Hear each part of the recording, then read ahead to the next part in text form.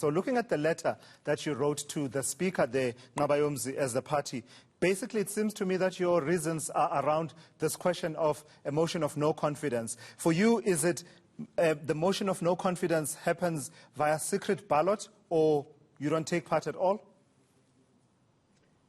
Well, our condition was that would only participate in the motion of no confidence if it were to take place via the secret ballot. You will recall that in 2017 we waged this fight against the Speaker, and we succeeded at the Constitutional Court, where the Constitutional Court agreed with us that in order for MPs to be able to vote with their conscience and to vote in a manner that furthers the interests of the people, it was important for the Speaker to properly apply her mind to our request at the time to ensure that the vote during a motion of no confidence took place via secret ballot.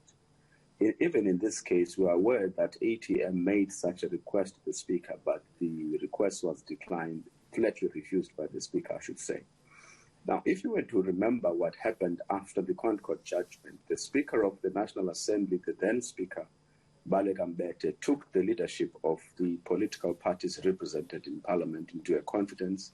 She had conducted what she termed at the time an assessment of the environment, and then after that she made her determination about whether or not it was going to be done via secret ballot. At this point in time, we don't feel that the Speaker did that or acted in accordance with the precedents we had set, the precedent we had set in 2017. For instance, a decision as to whether or not to grant a secret ballot should have been preceded by a meeting with all parties, between the Speaker and all parties that are represented in Parliament, to say this is the assessment I've conducted, these are the risks and the factors I've taken into account in arriving at that particular decision. At this point in time, we feel like the Speaker, to a large extent, abused the power, probably because the feeling is that there's a tendency in Parliament at times to treat motions that are tabled by smaller parties as a nuisance, as something that is not required, when those parties have actually submitted, ATM in this case, has submitted that motion of no confidence in the President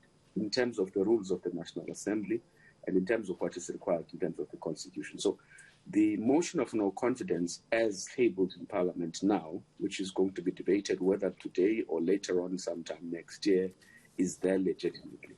So is it your sense then, is it your argument that Speaker Thandi Modise has exercised that discretion of whether or not to grant a secret ballot vote arbitrarily? No, she has. She has exercised it arbitrarily, and the Concord actually tried to advise the Speaker against doing that in 2017.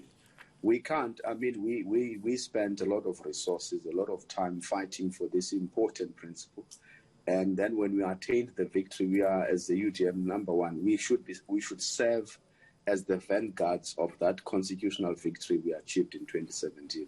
We can't allow political parties, no matter how small they are or big they are, to be bullied by the executive authority of Parliament simply because they have the discretionary powers to be able to make those decisions. Because tomorrow, remember, it will be the Democratic Alliance, the EFF and other parties. And if we allow the Speaker to do that now, what's going to stop her or prevent her from doing the same thing in future?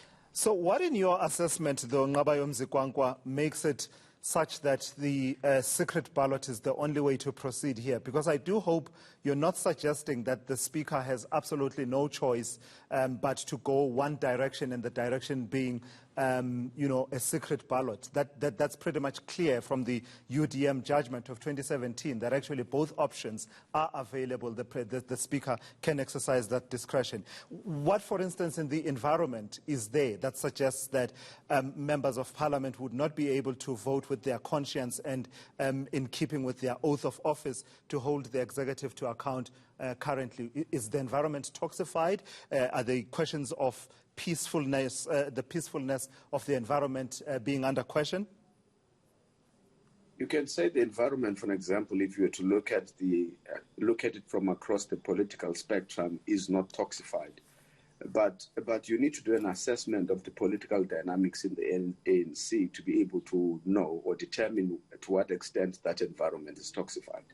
Remember, even when you do as a human rights activist myself, One of the things you do as a human rights defender is to look at not only the majority context, but you also look at the minority context, and you try to protect the rights of the minority. In this context, I'm trying to say the rights of members of parliament of the African National Congress who would, for whatever reasons, want to vote against President Cyril Ramaphosa in the motion of no confidence should be allowed to do so. An environment should be created for them to exercise their right to follow their conscience without undue hindrance. And that is what I think from where we're sitting, the ATM is asking for. But if the speaker is of the view that the environment is not toxified, there are not other dynamics that we need to consider as we make this decision, she needs to take the leadership of the political parties represented in Parliament into a confidence before she makes a decision or announces a decision or make it public. And that has not happened. So, in 10 seconds, Ngabayomzi, if the decision is taken that this motion will be proceeded with on the basis of a secret ballot, would you as the UDM take part? Of course, without a doubt. All right, we will certainly take part. Thank you for that. That's the UDM Deputy President there, Ngabayomzi Kwankwa, weighing in on the motion of no confidence that looks set to be postponed. It's a pity. We were scheduled to be joined by the DA's Natasha Matsone to weigh in on that because they have their own separate issues that they have raised that I would have wanted to raise with them.